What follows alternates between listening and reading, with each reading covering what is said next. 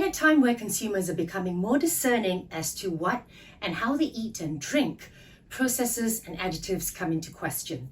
The younger generations are looking for lower alcohol or even non-alcoholic alternatives, and labels are being scrutinized more closely. Welcome to this episode of What Do They Add to Wines, where we'll dive into the world of common wine additives. Wine, just like food, is a living substance that has a lifespan. But unlike most foods, wine has several tricks up its sleeve to stay fresh, thanks to natural preservatives such as alcohol, acids, sulfites, and in those red wines, the mysterious Tenons. Did you know that there are over 70 wine additives that are permitted in America? And here's something even more staggering to blow your mind. The OIV International Code Practice recognizes 99 different substances that can be used in winemaking. Some of these help to preserve the wine, others make them taste better, and some help with the fermentation process. Can wine be made without any additives? The answer is absolutely yes. But it takes a whole lot more patience, time, and effort, which large producers who churn out industrial volumes of wine, in the world of wines we call them bulk producers, aren't ready to invest. This is especially so if it's a man-made wine that's been heavily manipulated to cater to whatever trends that are in the market and, of course, keeping costs as low as possible. If those grapes have been sipping on a cocktail of chemicals to make them grow big and sweet, making wine from them might need some serious intervention. Now, the big question is, are these wine additives harmful?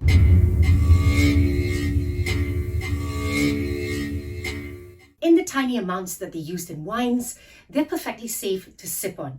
Most of these additives, unless explicitly specified, have been given the green light in major wine-producing regions and countries, such as the European Union, America, and Australia, as well as by esteemed organizations such as the International Organization of Vine and Wine and the World Health Organization.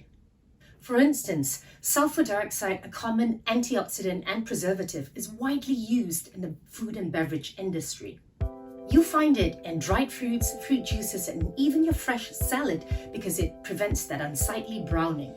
It sneaks into processed meats such as sausages and ham, and it's even in vinegars. It's that common, but we don't usually hear about it, especially not when we're eating that bag of potato crisps. But when it's in wine, then it supposedly causes headaches. And let's clear the air.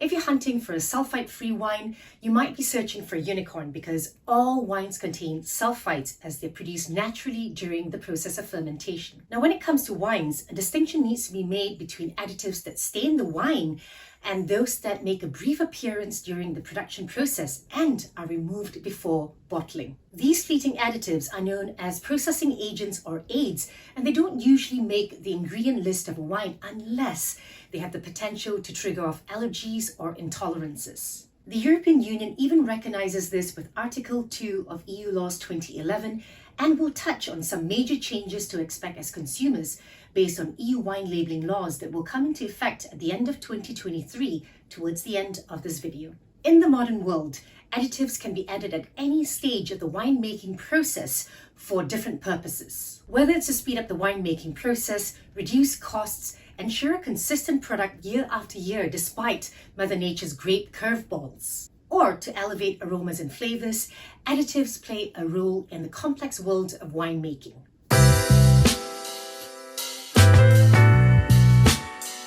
Probably the most controversial and scary things that you hear about wine additives are the use of certain fining agents, but they don't always assure you that these are removed from the wines before bottling, so they shouldn't be considered as part of the wine's ingredient list unless they're required to by law. Fining is the process of removing colloids, that is, tiny particles that are invisible to the eye that exist in wines, which comprises mostly of yeast remnants, proteins, carbohydrates, phenols, color matter, and so on. Colloids are completely harmless, and if anything, they simply add to a wine's aromas, textures, flavors, and complexity. However, most consumers expect their wines to be bright and clear. When these colloids come out of hiding, which could take weeks, months, or years, they turn the wine cloudy. Particles both big and tiny can be removed naturally, where over time they would clump together and gravity would cause them to sink. This could take a long time and depends on factors such as temperature, as well as the size of the fermentation vessel, and then the wine can be racked out. This would be the approach in minimal intervention and natural wines. However, the bulk of wines are fined and filtered before they're deemed fit for your glass. These two processes go hand in hand because filtration acts like a sieve, sifting out the larger particles, whereas fining expedites the process, binding to those pesky colloids and coaxing them out of suspension. Whilst this process may seem modern, it's been practiced since ancient times. Traditionally, egg whites, gelatin from animal skins, milk, bentonite clay, and tannin extracts were used. Copper sulfate also made the list, helping remove free sulfur and that telltale scent of hydrogen sulfide, which can make your wine smell like rotten eggs, boiled cabbage, or blocked drains. Not the bouquet you were hoping for, right? And here's a fun, albeit not so fun fact.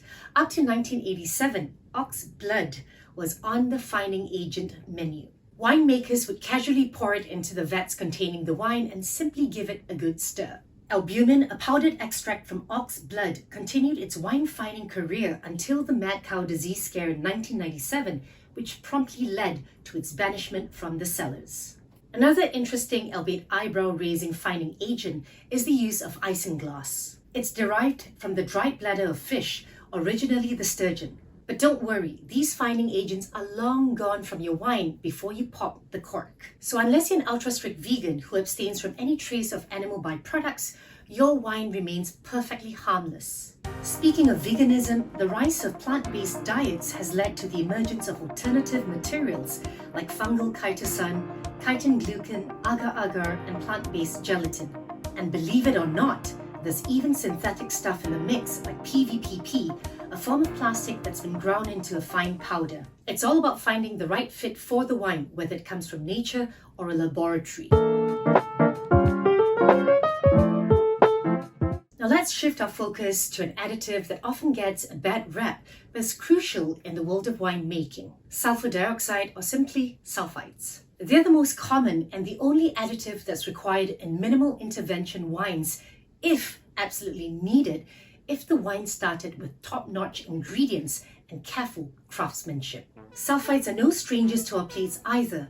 They sneak into many foods, including our favorite French fries, as they help prevent browning. So what truly matters is not the fact that sulfites are used, but how much are added and if it was absolutely necessary. The use of sulfites can be traced back as far as the 1400s, when winemakers used to disinfect barrels by burning sulfur candles. Sulfites are like a wine Swiss army knife. They're antioxidative, antimicrobial, and antioxidasic.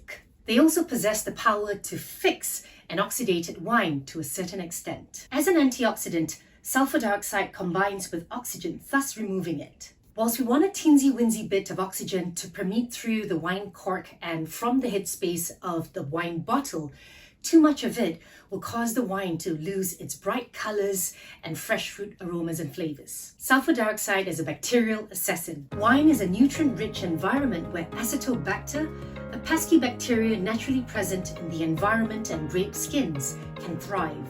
And once they infiltrate the wine, they turn the alcohol into acetic acid, transforming your wine into a vinegary mess. In white and rosé wines, where preserving delicate fruit aromas is a priority, such as in Rieslings and Sauvignon Blancs, avoiding malolactic fermentation, or MLF in short, is crucial. Sulfur dioxide targets lactic acid bacteria like lactobacillus, responsible for converting the tart malic acids into softer lactic acids. MLF is a secondary bacterial fermentation that takes place once the alcohol fermentation is complete. This process helps to further stabilize the wine, creating smoother mouthfeels. But it has its cons, like the loss of some color and aromas, particularly in fresh white and rosé wines, where they can lose their zestiness. In white wines, MLF is notorious for creating these buttery, creamy, cheese-like aromas.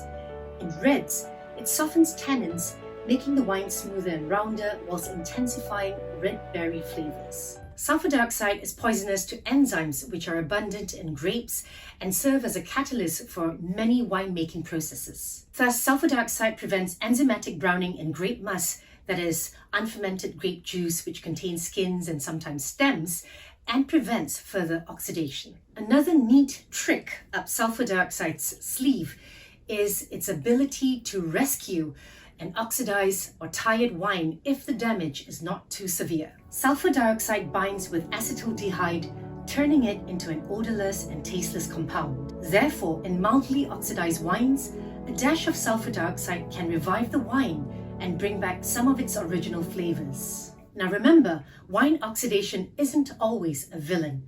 Some wines are deliberately oxidized as part of the intended style. Most common examples are fortified wines such as Portugal's Port and Madeira, Spanish sherries like Olorosos, Juras Van Jaun, and Italian Marsala wines. In such wines, fresh fruit flavors transform into cooked and dried fruits like apricots, figs, prunes, and raisins, taking on nutty, yeasty notes. If you're concerned about sulfites in wine, keep a lookout for organic and biodynamic certified wines, which generally contain lower sulfites. You can also look for labels that state no added sulfites or its equivalents. You can also opt for red wines, which usually contains lower sulfites, thanks to the presence of tannins and the fact that most of them would have undergone malolactic fermentation.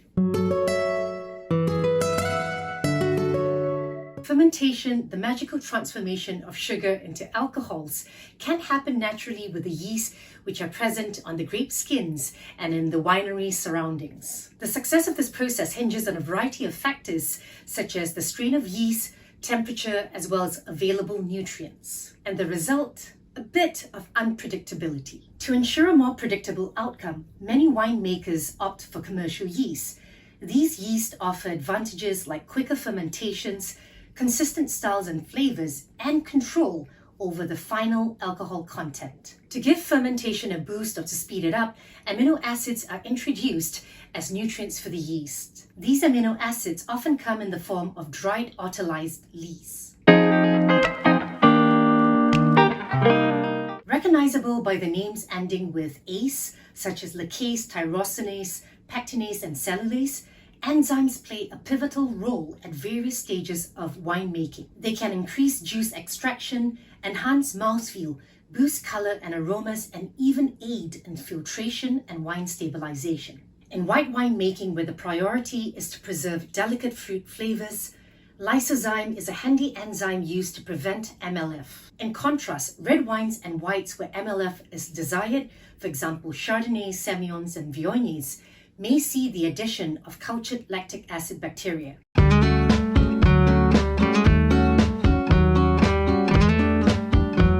Also known as must enrichment, capitalization involves adding sweetening agents to boost sugar levels in unfermented wines, thus increasing the final alcohol content. This practice is legally permitted and carefully regulated in cooler regions of countries such as France, Germany, Canada, New Zealand, and America. Tenons are multitaskers. They are antioxidants and antioxidative agents.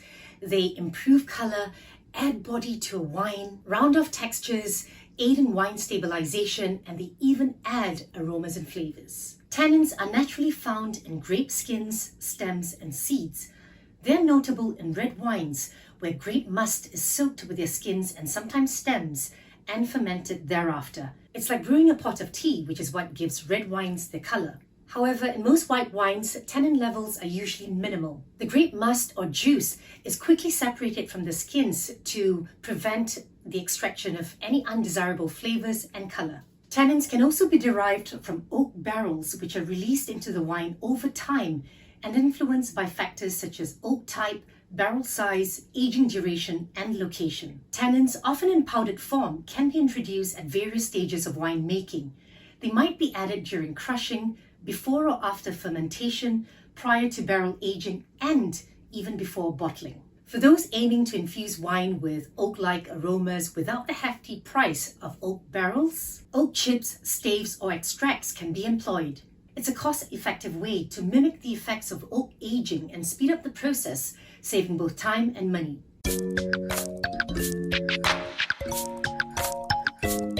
In warmer wine growing regions or during particularly hot vintages, grapes may ripen to the point where the acidity falls too low. This can lead to wines losing their freshness, tasting overcooked and jammy, and even feeling flabby on the palate. To counter this, winemakers can introduce acids like tartaric, malic, or citric acids. This not only restores acidity, but also extends the wine's lifespan. Conversely, in cooler climates and vintages, acidity can be overtly high, causing the wines to seem tart and thin and lacking in fruit concentration. In such cases, adding calcium carbonate, in simple terms, chalk, can help strike the right balance.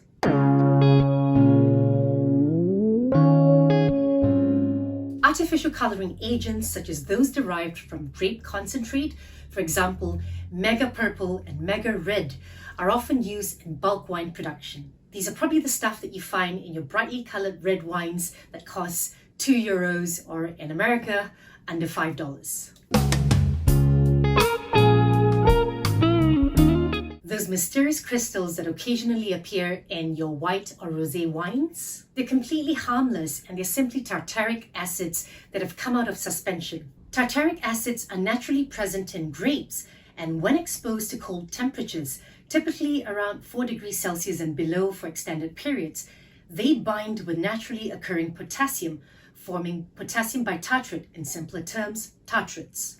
They're sometimes called wine diamonds thanks to their striking appearance. Interestingly, their presence indicates that a wine has been minimally processed, resulting in a more natural wine. So it's actually a good thing. Winemakers use additives like metatartaric acids, carboxymethylcellulose or cellulose gums, and potassium polyaspartate to aid in tartrate stabilization. Another versatile additive is purified monoproteins, available in both powder and liquid forms. These water-soluble, colorless, odorless, and tasteless substances are derived from the hydrolysis of yeast strains, particularly Saccharomyces cerevisiae, which are commonly used in winemaking. One such preservative, DMDC, also known as Velcorin, has been in use since 1988, approved by the US FDA for use in wines. This antimicrobial agent is often employed to safeguard the quality and stability of wines. Here are some major changes that consumers can expect to see. Allergens, energy or calories, nutritional content, ingredient list including enological additives.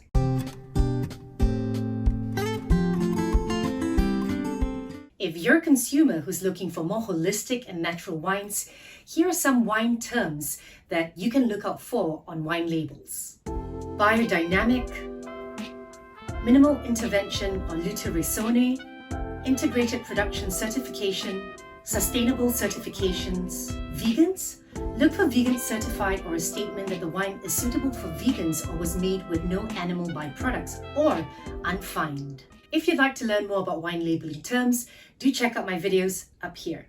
And that, my friends, brings us to the end of What Do They Add to Wines? I hope you enjoyed this episode, and if you did, be sure to like the video and leave me a comment. And until our next date, here's to amazing health.